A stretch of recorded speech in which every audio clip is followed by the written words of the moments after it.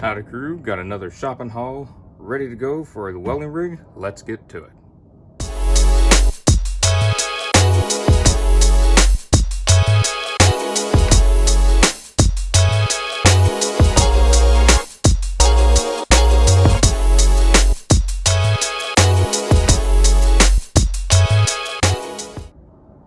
So first and foremost, got a box of goodies, which I will be going over in a minute, so no peeking in there. Got some a little bit heavier stuff this time.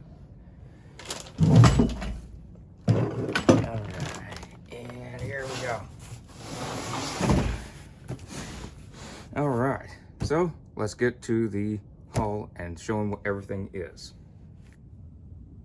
I'm gonna go through the small little box of goodies first and leave the big stuff for last. Be a little suspenseful. So we'll go through some small things. Actually, some of the small things will wait because they go with some of the bigger stuff. And it's fun, right? It's like Christmas. So we have more filters for our Miller mask. As you'll see, I do wear the Miller mask. I don't care for the 3-in-1 with the big circles outside. I just don't think it would fit well with the pipeliner hood that I use. I really like the 3M mask. So these are filters. Got 3 more sets of them because I do flux core a lot. And it's good practice to wear it with stick as well, but especially with flux core. And bought another rod holder. So these are great, pulling it out of the oven, pulling rods out of the oven. Or this one probably has a 60-10 because I think I already have 70-18 marked on one of my other ones I've used on job sites. And so that way, if I'm down in the mud or something and I need a bunch of rods with me, I do know that I can put it in my work pants pocket. There's a spot for rods, but these are great if you're having to trudge through mud. It does happen. If some people think, well, it's welding, you don't go through the mud. Sometimes you do. Not all the time, but if you have to bring your ground, your electrodes, and your stinger with you, and you have to crawl through some tight spots, and you need rods, these are really great because then the flux doesn't get all broken. And I really like not having broken flux, having to go back, get more, especially if it's 70-18 or something that's supposed to come out of the rod oven. Then it's not all wet, muddy, dirty. 60-10, it can take a beating. I do really like that about the 60-10. So probably have my 5P plus in count. So again, a couple of small things I'm gonna keep to the side here really quick because they're gonna go with something bigger and I don't want to quite spoil it. Although you probably all saw the logo as I was pulling it out of the back of the truck. There is now a magnetic mill drill added to the tool list by Hogan, which I think is a cool name because one of my favorite shows is Hogan's Heroes. I grew up on that show, absolutely love Hogan's Heroes. So Hogan Tools, that's great. I just think it's awesome. There will be an unboxing video specifically for this magnetic mount drill. I didn't get the most expensive one. It's not a swivel one. It's not one with a reservoir for oil, but it is a great one. It is Hogan, so it's a great brand. I've noticed there's been a lot of Amazon brands, a lot of Vevors, V-E-V-O-R, something like that.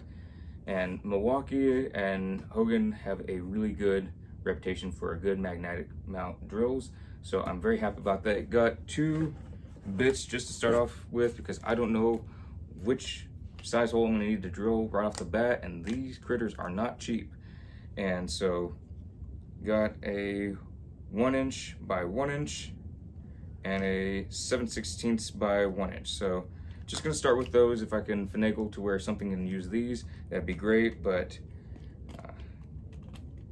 I'll do this with the unboxing. But I do have 2 drill bits to go with this, and I did look at this unboxed at MPB, and it does come with a little bit of oil. I'll have to buy some more of that. It is powered by a cord to go to the engine drive, so it's not battery powered, but that's fine. It's going to use a lot of electricity. That's fine. I don't care. It's just like the chop saw. It's going to be having a cord rather than battery, so I am fine with that. But now a magnetic mount drill, so very happy about that. And then last but not least, bought 2 of these. Let's see, might just barely get it all on the camera phone.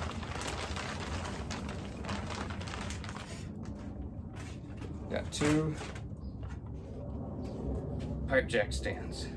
I know there's all kinds of names. Some say pipe jacks, pipe stands. There's all kinds of things I've heard, and people arguing left and right about what they're called.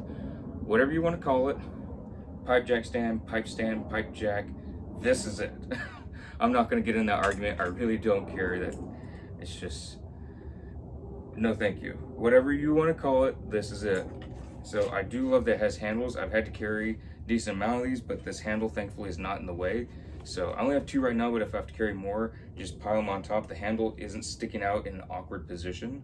So if I have someone working with me and I have to carry a bunch of these, I can either hand them to them and they can just carry a bunch, or I can carry a bunch, either or, and the handle's not in the way. But if you're carrying 1, or I have 2 now, then you can carry both of them.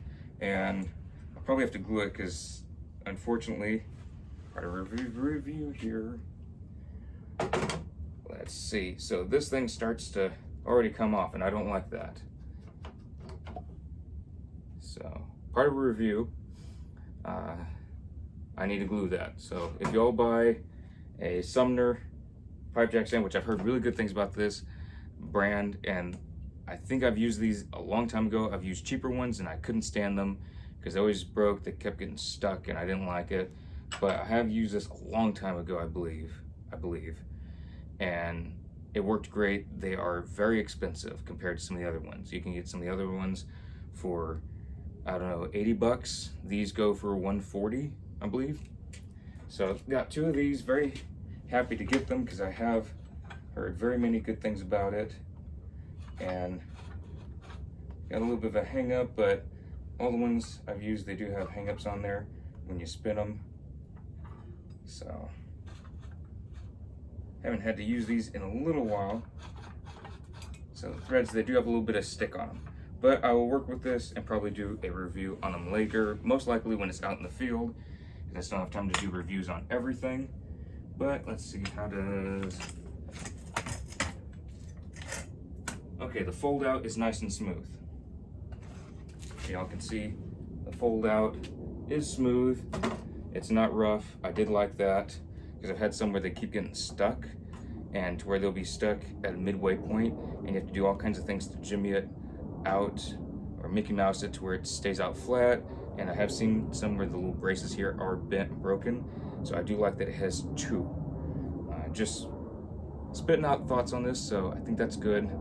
And obviously I'll be working on this and oiling it up some, also getting it turning quite a bit. I do see the threads, they're nice big threads. I do like that. All right, so I can see that in there. And all the threads look good. I'm very happy about that. All right. So does that spin? Spins fairly nice and even. There's a little bit of distortion on the threads, very minor.